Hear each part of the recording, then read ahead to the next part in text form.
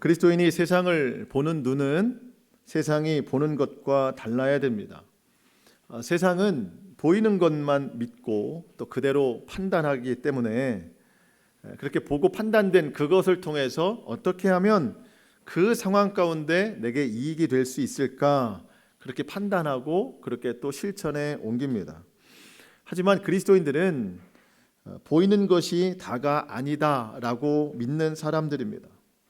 보이지 않는 하나님께서 모든 것을 주관하신다고 믿기 때문에 우리가 하나님의 관점으로 보고 또 하나님의 시선으로 모든 것을 또 해석하고 또 그 가운데 하나님의 뜻이 무엇인지를 잘 분별하고 그 분별된 것으로 선택을 합니다.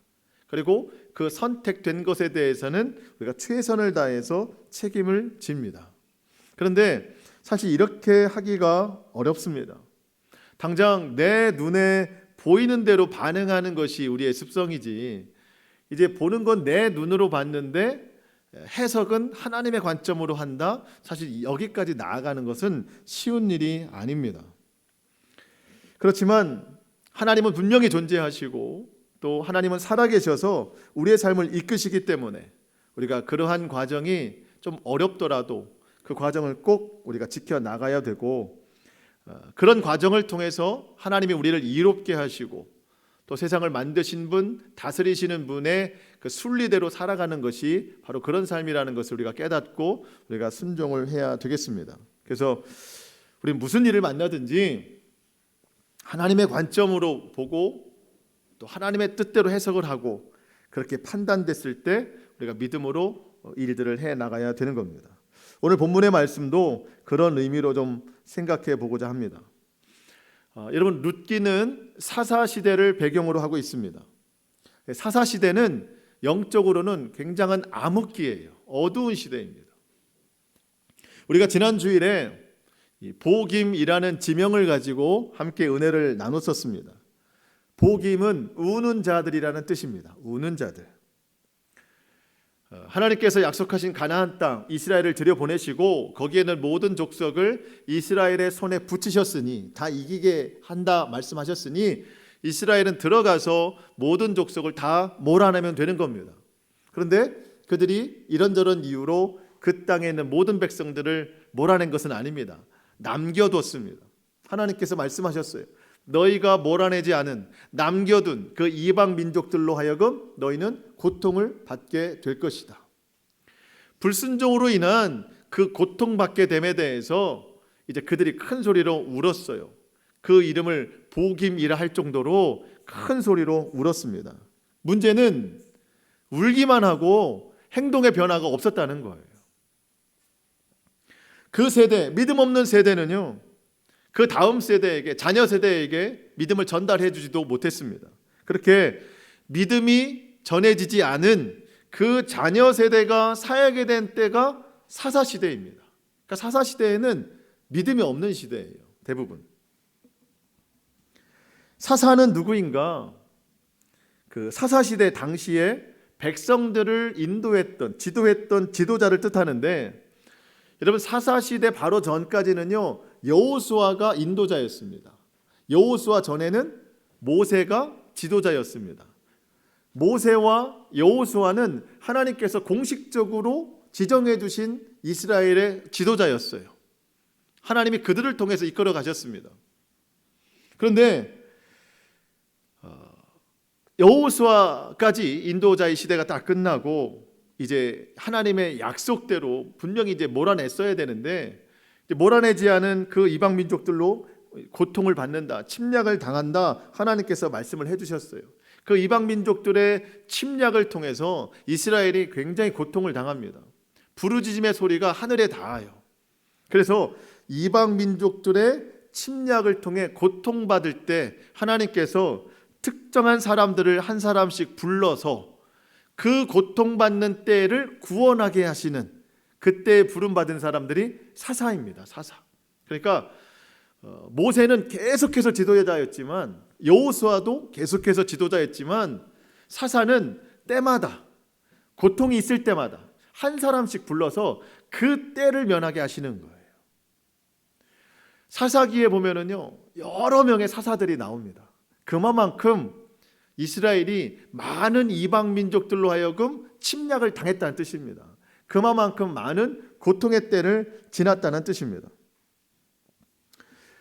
하지만 여러분, 이스라엘이 하나님을 떠났을지언정 하나님은 이스라엘을 떠나지 않으셨습니다. 하나님은 징계를 통해서라도 백성들이 돌아오기를 바라셨습니다. 그런 영적으로 어두운 이 사사시대를 배경으로 그때를 살고 있는 한 가정의 이야기가 룻기의 시작입니다. 룻기를 보면은요, 지금 시대 같아요. 지금 시대. 오늘 말씀을 통해서 우리가 이 시대에 우리 속에서 일어나는 많은 일들을 우리가 어떻게 바라보고 어떻게 해석하고 무엇을 선택하고 어떻게 실천해 나가야 될지를 성령님께서 우리에게 깊은 깨달음을 주시기를 원합니다.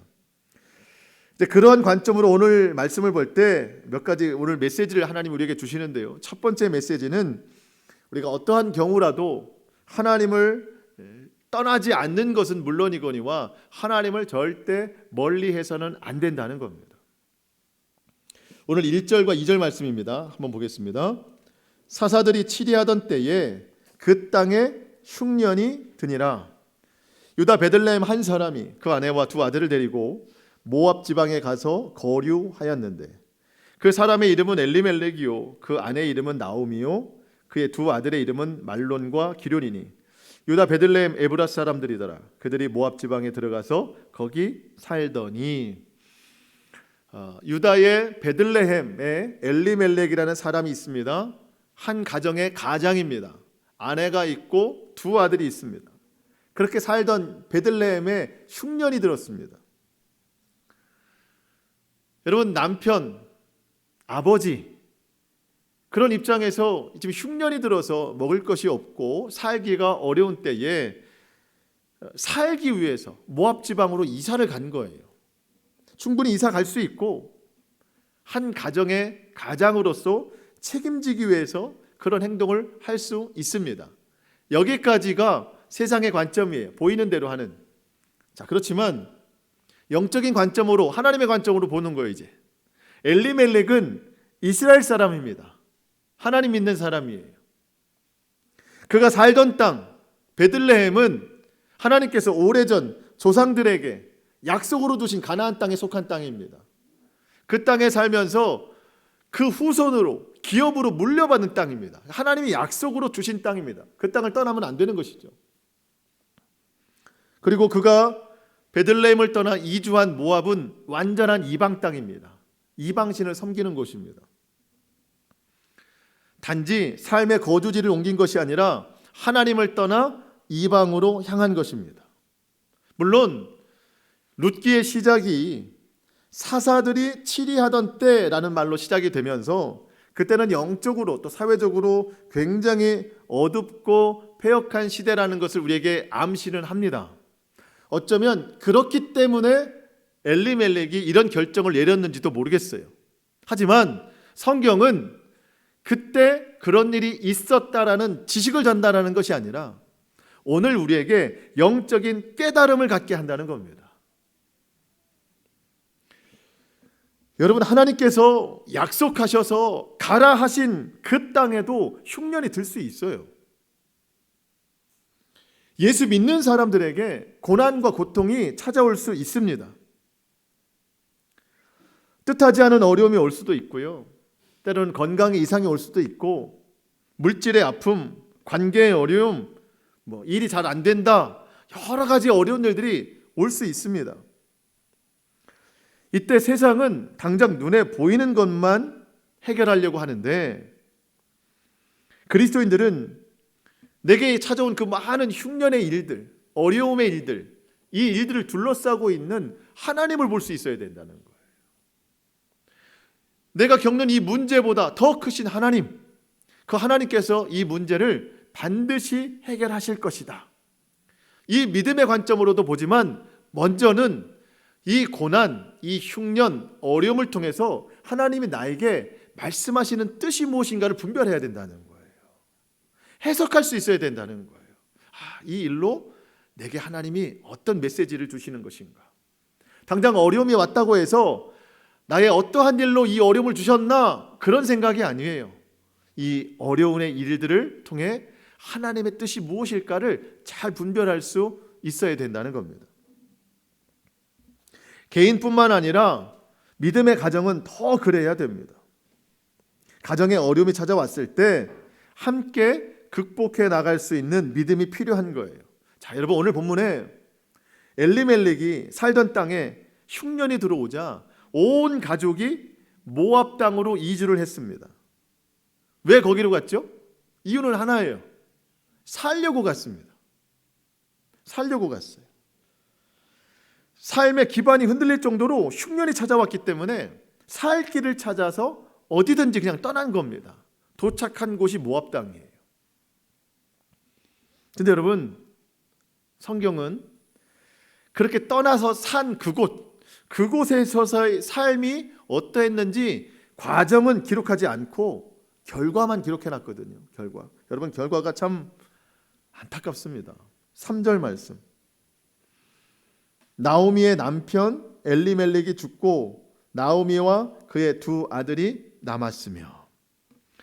여러분, 1절에서 흉년이 왔죠. 2절에서 모압으로 갔습니다. 3절에서 남편이 죽었어요. 4절에서 두 아들을 모압 여자와 결혼을 시킵니다. 근데 5절에서 또 어떤 결과가 일어나요? 두 아들이 죽습니다. 5절. 말론과 기럨 두 사람이 죽고 그 여인은 두 아들과 남편의 뒤에 남았더라. 여러분, 나오미는요, 남편이 죽고 두 아들이 죽고 그 뒤에 남았다? 뭘 기다리는 거예요? 그 여인도 지금 죽을 날만 기다리고 있는 고통 속에 있는 겁니다. 여러분, 베들레헴의 흉년 때보다 그 모압 땅에 내려가서 사는 이 땅이 더 고통스러운 거예요, 사실은. 여러분, 우리 인생에 흉년이 찾아왔다고 해서 절대 다른 길로 떠나면 안 됩니다. 하나님을 떠나면 안 돼요. 하나님을 멀리해서는 안 됩니다. 여러분, 이유가 뭔지 아세요? 하나님께서 반드시 회복의 때를 주시거든요. 그런데 내가 하나님을 떠나면 그 회복의 기회를 얻을 수가 없어요. 기다리면 하나님이 반드시 회복하십니다. 기다리면. 하나님만 믿고 붙들면 하나님이 반드시 회복하시거든요. 여러분, 흉년의 때를 주시는 것도 하나님이시요, 흉년의 때를 지나서 풍성한 양식을 주시는 분도 하나님이십니다. 영적인 해석이 필요해요. 하나님이 왜 약속하신 이 땅인데 흉년을 주셨을까?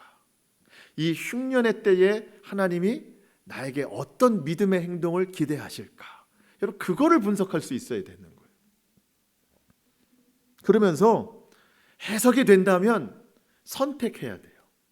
다른 사람들이 다 모압으로 가고 이방 지역으로 살려고 가도 내가 영적으로 분명히 해석이 됐다면 나는 여전히 가나안 땅에 남는 거예요.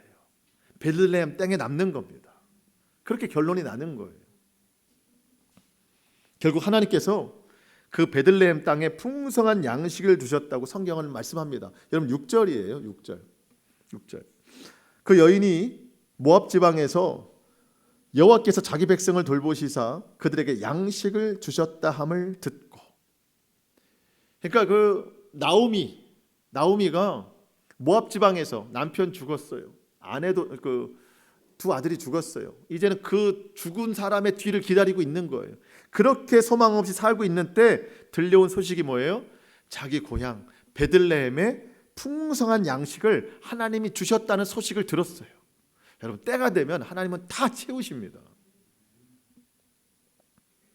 여러분, 그런데 그 아들이 둘이 결혼하고 10년 동안 살다가 죽었다고 그랬거든요. 그렇다면 계산을 좀 따져보면 하나님이 10년 동안 베들레헴을 흉년을 두셔가지고 아주 그냥 못 살게 하다가 10년 만에 풍성한 양식을 주셨을까요? 여러분, 가난이 온다고 해서 먹을 것이 하나도 없는 것은 아니잖아요. 가난할 뿐이지 죽는 것은 아닙니다. 10년 동안 하나님께서 그 땅에 이 모양 저 모양으로 채우신 거예요. 그렇게 어렵지만 믿음으로 버티고 견딘 자들에게 하나님께서 풍성한 양식을 주셨더라라는 것이지, 어떻게 10년 만에 양식을 주셨겠어요? 여러분 꼭 기억하십시오. 하나님은 살게 하십니다. 반드시 살게 하십니다. 그렇지만 견딘 자에게는 풍성한 복을 내리시는 거예요.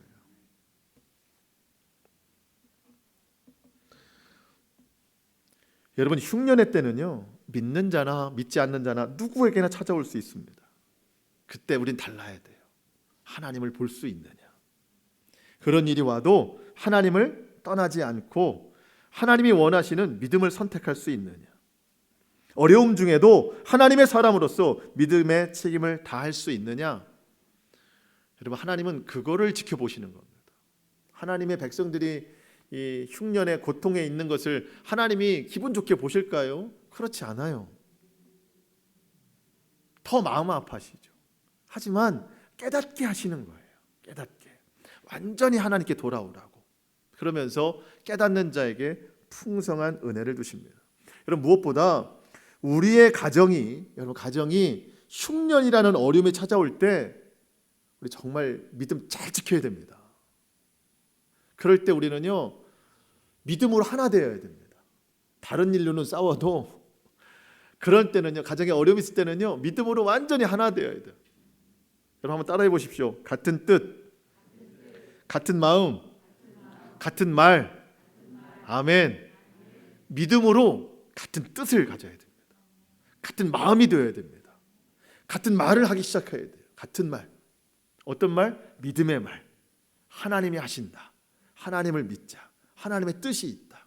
그러면서 함께 예배하고 함께 기도해야 됩니다. 그러면 반드시 하나님이 응답하시고 채우심의 때가 도래한다는 겁니다. 그렇지 않고 어려움이 찾아올 때마다, 흉년의 이름이 다른 모양으로 막 찾아올 때마다 이런 믿음이 아니라 세상의 방법으로 자꾸만 대처하려고 하면은요, 여러분 흉년 때문이 아니라 다른 여러 가지 이유로 가정이 무너지기 시작합니다. 여러분 흉년 때문에 무너지지 않습니다. 흉년 때문에 하나님을 떠나면 영적인 어둠으로 다른 일들로 가정이 무너지기 시작하는 거예요. 여러분 꼭 기억하십시오. 흉년은 무기가 아니에요. 여러분 엘리멜렉이 모압 땅으로 이주를 했고 그가 죽었어요. 두 아들이 죽었습니다. 무슨 뜻이에요? 가정이 무너진다는 거예요. 가정이 무너진다. 완전히 무너진다는 겁니다. 베들레헴에서 살기가 어려워서 살려고 갔어요. 가장으로서 책임지려고, 가정 지키려고 갔어요. 근데 결과 어때요? 살려고 갔는데 살지 못했어요. 지키려고 갔는데 지키지 못했어요. 이게 결과라는 거예요. 결국 내가 살 수 있는 길은 오직 예수님뿐이고 우리 가정을 지킬 수 있는 것은 오직 믿음뿐입니다. 나와 우리의 가정이 흉년의 때를 맞게 된다면 여러분 먼저 기도하고 또 말씀을 통해 응답을 받고, 특별히 여러분 오늘 하나님을 예배하는 이 시간, 우리는 그냥 예배하는 것 같지만 지금도 뭐 모르긴 몰라도 여러분 개인이나 가정에 흉년의 때가 와 있는 분들도 있을 겁니다.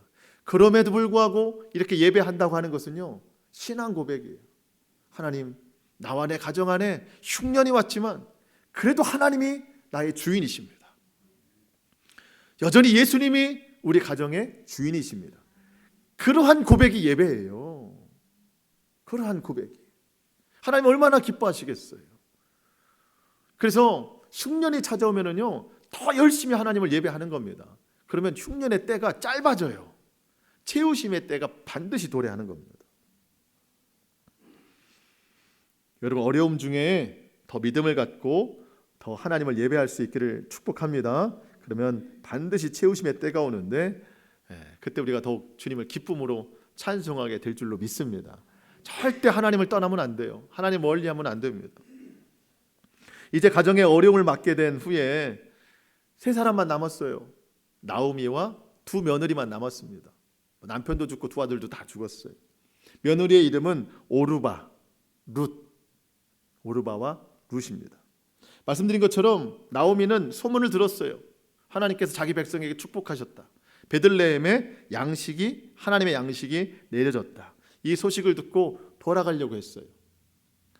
너무나도 당연하듯 함께 그곳으로 갈 채비를 두 며느리가 하고 있는 겁니다. 그럴 때 나오미가 뜻을 전합니다. 친정으로 돌아가라. 8절과 9절입니다. 8절 말씀. 나오미가 두 며느리에게 이르되 너희는 각기 너희 어머니의 집으로 돌아가라. 너희가 죽은 자들과 나를 선대한 것 같이 여호와께서 너희를 선대하시기를 원하며. 그러니까 며느리들아, 너희는 지금까지 너희 남편 잘 섬겼고 나도 잘 섬겼다, 선대했다. 그러니 이제는 집으로 돌아가라. 이제 그런 뜻입니다. 9절. 여호와께서 너희에게 허락하사 각기 남편의 집에서 위로를 받게 하시기를 원하노라 하고 그들에게 입맞춤에 그들이 소리를 높여 울며. 나오미는 두 며느리를 축복하면서 집으로 돌아가라고 권면합니다. 이게 첫 번째 권면이에요. 첫 번째 권면. 그랬더니 두 며느리가 큰 소리로 울면서 절대로 돌아가지 않겠다고 이야기를 합니다. 어머니를 따라가겠다고 해요. 여러분, 이런 고백이 어려워요. 그 오르바와 룻 입장에서는요, 베들레헴이 이방 땅입니다. 거기가 낯선 땅이에요. 네. 자기들이 믿는 신도 있었는데 다른 신을 가서 섬겨야 되는 일입니다. 여러분, 그리고 그 당시의 사회 구조를 봤을 때 어쨌든 남자가 있어야 되는 때예요. 그때는. 근데 자기 남편들도 다 죽었죠. 시아버지도 죽었잖아요. 그러니까 시어머니, 며느리 둘, 여자 셋. 그 여자 셋이 돌아가서 산다고 하는 것은요, 그 자체로도 고통입니다. 그 당시 사회로는. 그것을 알면서 돌아가겠다고 하는 것은요, 이 보통 믿음, 보통 용기가 아닌 거예요. 하지만 이 둘은 나오미를 따라가겠다고 분명하게 의사를 밝혔죠. 그때 이 나오미가, 시어머니가 두 번째 권면을 하는데요, 이번에는 더 강력하게 권면을 합니다. 11절로 13절까지 하는데 그런 이야기입니다. 며느리들아, 내 태중에 너희의 남편 될 아기가 있겠느냐. 그 당시만 해도 남자들이 죽으면 남동생들이 그 형수님과 살아야 되는 일들이 있었지 않습니까? 계대로 해서. 근데 지금 나에게는 너희들에게 줄 아들들이 없다. 나는 이미 늙었고 내 남편도 죽었다. 혹시 기적적으로 내가 남편이 있어서 아이를 낳는다 해도 그 아이들이 자랄 때까지 너희가 기다릴 수 있겠느냐. 여러분, 한마디로 불가능한 일이고, 너희들이 지금 친정으로 돌아간다고 해도 누구도 탓할 사람이 없다. 그러니까 지금 가도 괜찮다라는 말을 좋은 권면으로 계속하고 있는 겁니다. 아무도 뭐라고 할 사람이 없다. 이 두 번째 권면에서 오르바와 룻의 선택이 나누어집니다. 자, 14절. 그들이 소리를 높여 다시 웁니다. 그때 오르바는 시어머니에게 입맞추고 떠나죠. 룻은 그를 붙쫓았더라. 자, 여기서 우리에게 오늘 주시는 두 번째 강력한 메시지가 뭐냐면요, 여러분, 우리가 끝까지 하나님을 붙쫓는 믿음이 필요하다는 겁니다.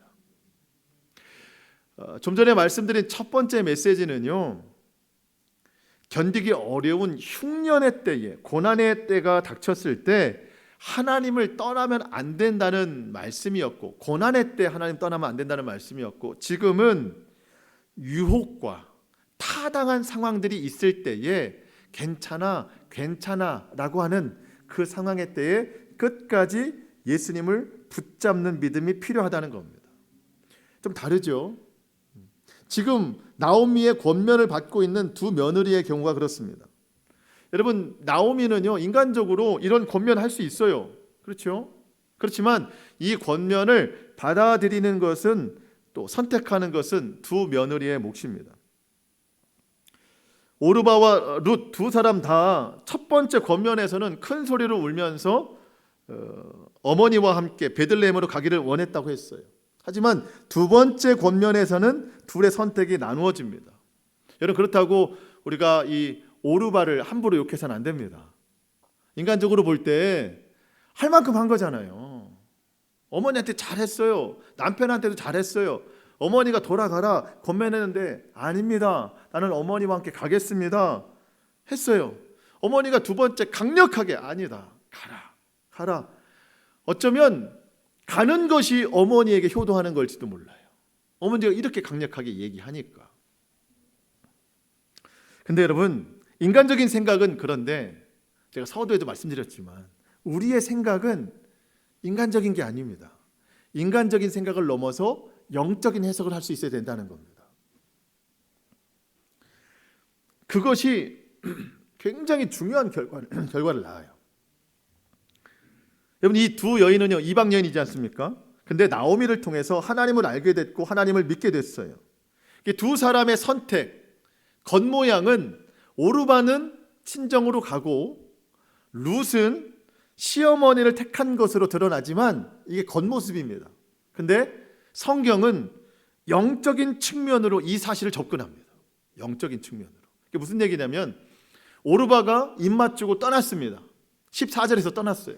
그랬더니 15절에 세 번째 권면이 들어가요. 참 나오미도 대단하죠. 룻에게 그 세 번째 권면을 하는데 너도 가라, 너도 친정으로 가라 이렇게 하지 않습니다. 여러분 15절 보실까요? 나오미가 또 이르되 보라 내 동서는 어디로 갔어요? 그의 백성과 그의 신들에게로 갔다. 이렇게 말합니다. 성경은. 친정으로 갔다 얘기 안 합니다. 그의 신들에게로 갔으니 너도 돌아가라. 오르바가 선택한 것은 친정 같지만 결국 그 신들에게 돌아갔다는 영적인 측면으로 해석을 하는 거예요. 반면에 룻은 시어머니 그 나오미를 선택한 것 같지만 그 속에는 나오미가 믿는 하나님을 선택해서 갔다라고 성경은 말합니다. 16절입니다.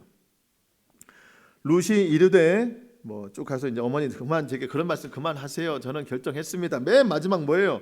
어머니의 백성이 나의 백성이 되고 어머니의 하나님이 나의 하나님이 되십니다. 그러니까 어머니를 따라가지만 결국 내가 따르는 분은 하나님이십니다. 이렇게 결정했다는 거예요. 이 마지막 룻의 고백이 나오미를 따르게 된 결정적인 이유입니다. 그래서 성경이 뭐라고 말해요? 오늘 말씀의 제목과 같이 룻은 그를 붙쫓았더라. 이 붙쫓는다는 말은요, 마치 접착제로 딱 붙여놓듯이 딱 달라붙어서 절대 떨어지지 않는 상태를 말하는 거예요. 여러분, 우리가 예수님께 이런 모습이 되어야 됩니다. 자, 여기서 여러분 우리가 적용점을 좀 말씀을 드리는데 우리의 삶에도 이 나오미가 두 며느리에게 계속해서 권면을 하듯이 우리 삶에도 여러 가지 권면이 들어옵니다. 첫 번째는 내 생각의 권면이에요. 내가 나를 권면해요. 또 다른 사람이 나를 권면하는데 무슨 권면을 하냐면 믿음에 집중하지 않고 믿음이 아니라 삶에 집중하도록, 믿음은 잠시 내려놓고 삶에 집중하는 권면을 계속해서 할 때가 있어요. 내가 내 자신에게 아니면 다른 사람이 나에게. 근데 너무나도 타당성 있게 얘기를 한다는 것이죠. 내가 믿음의 마음으로 몇 번을 거절하고 또 거절했는데 누군가 나에게 권면을 계속한다거나 믿음에서 벗어난 권면을, 또 내 마음에서 아닙니다 주님, 저는 절대 그렇게 하지 않겠습니다, 내가 스스로 내 마음에 결단을 했는데 계속해서 스물스물 또 그런 권면, 아니야 괜찮아 라는 권면이 나한테 계속 들어온다면 그때 나는 마음 편히 그것과 타협할 때가 많이 있다는 거예요. 거절하다가도 결국에는 그거를 선택해버리는 오르바의 길을 걸을 때가 많이 있다는 겁니다. 근데 그 결과는 엄청나다는 거예요.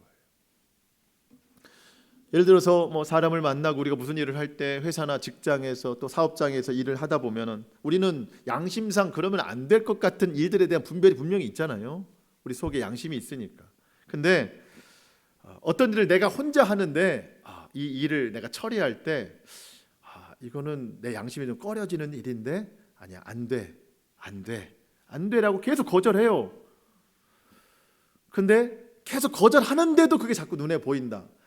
그러면 내가 이 정도까지 내 마음이 거절했는데 이렇게 보인다면은 뭐 어쩔 수 없는 것 아닌가라고 타협할 때가 있다는 거예요. 나 혼자의 일이 아니고 어떤 공동체에서 같이 뭐를 할 때 이것 좀 같이 합시다. 내 믿음의 양심상 그건 아니라고 선언이 됐어요. 아닙니다. 몇 번을 거절했는데 그러한 제안이 자꾸 들어와요. 아니 내가 이 정도 거절했는데도 이렇게 들어온다? 이 정도면 난 잘 해낸 것 아닌가? 하고 결론적으로 그것을 선택한다면 오르바의 길이 되는 거예요.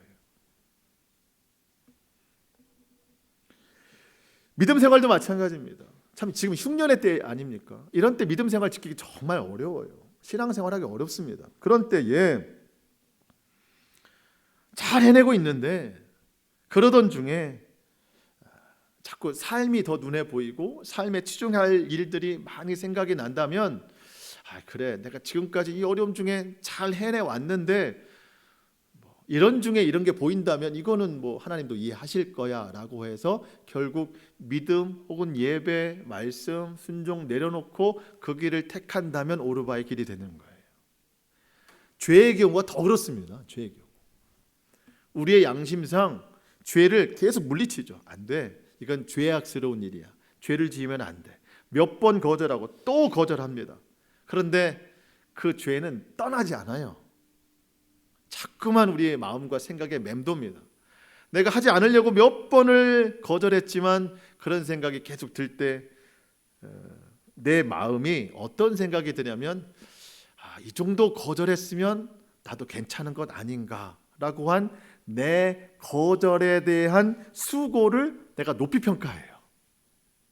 다른 사람 같으면 벌써 죄 지을 일인데 나는 이렇게까지 내가 거절하고 미루고 미뤄왔는데 이 정도 되면은 그래도 하나님도 이해하시지 않을까라고 짓는 죄가 오르바의 길입니다.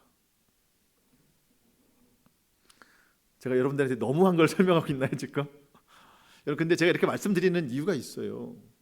인간적으로는 그럴 수 있어요. 근데 결과가 완전히 달라지더라는 겁니다. 결과가. 여러분 14절에서 오르바는 어머니에게 입 맞추고 떠났고요. 같은 자리예요. 룻은 어머니를 붙쫓았습니다. 같은 자리에 14절에서. 근데 여러분 15절부터 오르바는 없어요.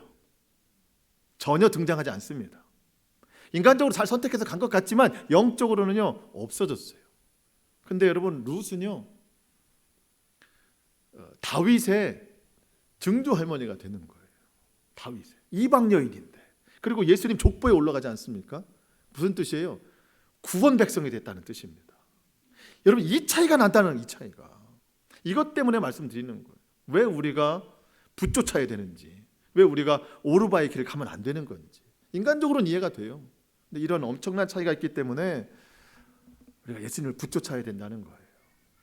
여러분 생명의 길은요 구원의 길은 좁고 험합니다. 그래서 많은 사람들이 안 가요. 몇 번을 거절하다가 내가 구원의 길 십자가의 길을 걸어가겠습니다. 세상 길 넓은 길 안 가겠습니다. 거절하다가 결국 사람들이 가는 길이 오르바의 길이에요. 믿음의 사람들이 저는 좁은 길 가겠습니다 하고 봤더니 너무 좁고 험악하고 힘들어요. 어느샌가 내 생각은 그 길을 가야 된다고 판단하고 있지만 내 발걸음은 이미 넓은 길 가고 있어요. 오르바의 길을 가고 있는 거예요. 여러분 우리가 어떠한 상황에서든지 예수님을 붙잡는 믿음 될 수 있기를 축복합니다. 주님은 포도나무요 우리는 가지입니다. 가지는 나무에 딱 붙어 있어야 돼요. 떨어지면 그때부터는 죽는 거예요. 가지가 나무에 붙어 있으면 살 뿐만 아니라 많은 열매를 맺나니 주님께 딱 붙어 있으면 붙여주면 주님이 우리를 살게 하시고 많은 열매를 맺게 하십니다. 그래서 권면이 오고 유혹이 오고 너무나도 타당한 상황까지라도 내게 온다 해도 인간적인 판단이 아니라 영적인 해석으로 끝까지 예수님 붙잡는 믿음 될 수 있기를 축복합니다.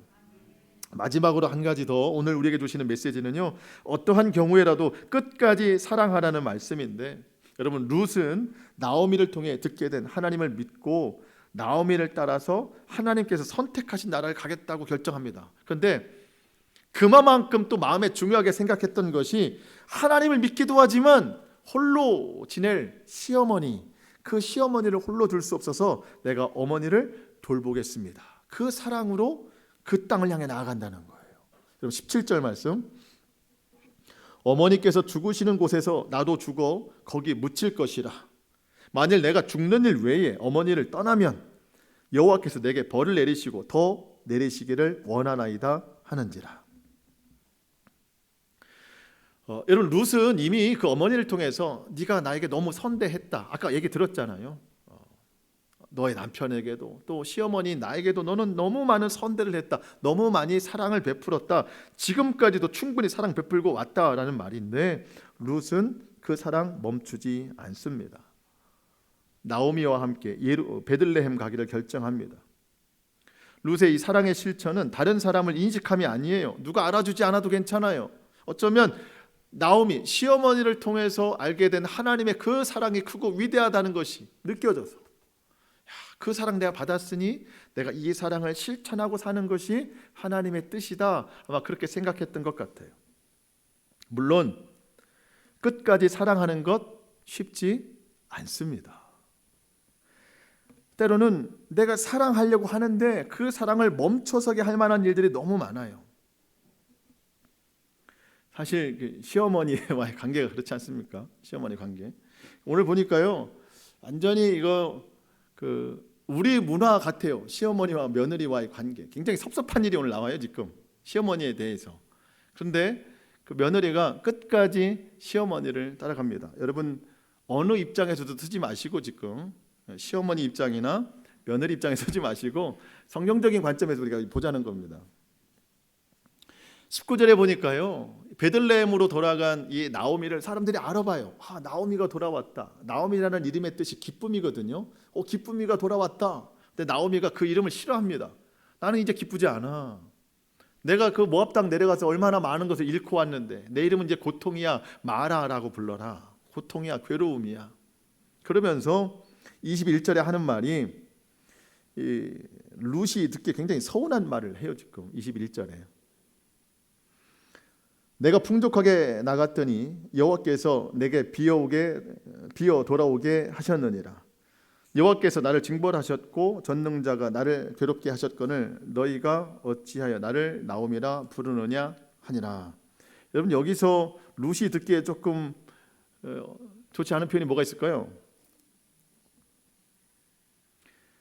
비어 돌아오게 하셨다. 아무것도 없이 빈손으로 돌아오게 하셨다. 지금 룻이 같이 왔거든요. 대단한 결정을 해서 같이 왔는데 나는 아무것도 없이 모든 걸 다 잃고 돌아왔다. 어머니 저 있잖아요. 이제 그렇게 말할 수 있는 거죠. 여러분 그냥 온 겁니까? 한 영혼 구원해서 왔잖아요.